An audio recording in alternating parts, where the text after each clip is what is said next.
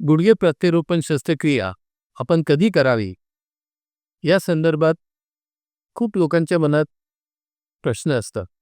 माझं म्हणणं आहे की जेव्हा आपण ADI याने ॲक्टिव्हिटीज ऑफ डेली लिव्हिंग दैनंदिन काम करण्यात वेदना होत आहे, पेन किलर्सनी काही उपयोग होत नाही आहे आणि बाकीचे सर्व पर्याय जसे की फिजिओथेरपी, नी ब्रेस हे सगळे फेल झालेले असेल, तेव्हा आपण गुडघा प्रत्यारोपण शस्त्रक्रियेला करायला हरकत नाही. त्याचबरोबर गुडघे प्रत्यारोपण शस्त्रक्रिया करताना जे गुडघ्याची परिस्थिती असते त्याबाबत मी काही डेमॉन्स्ट्रेशन देतोय.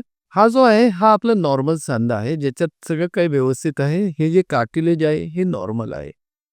या मॉडेलमध्ये आपण बघणार की काही ठिकाणी आपल्याला रेड स्पॉट्स दिसतील. हा मांडीचं हाड आहे आणि याच्यातलं कार्टिलेज जो आहे तो खराब व्हायला लागला आहे.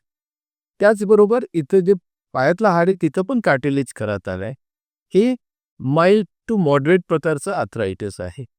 तिसरं, हा जो मॉडेल आहे ह्याच्यात आपण बघणार की मेजॉरिटी कार्टिलेज हा खराब झाला आहे आणि हा इथं जवळपास गायबच झाला आहे आणि इथं उरलेलं कार्टिलेज पण खराब आहे.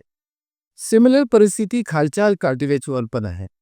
अशा परिस्थितीमध्ये जॉइंट रिप्लेसमेंट यानी गुडघे प्रत्यारोपण शस्त्रक्रियेला जायला काही हरकत नाही, कारण की शस्त्रक्रिया अत्यंत यशस्वी आहे.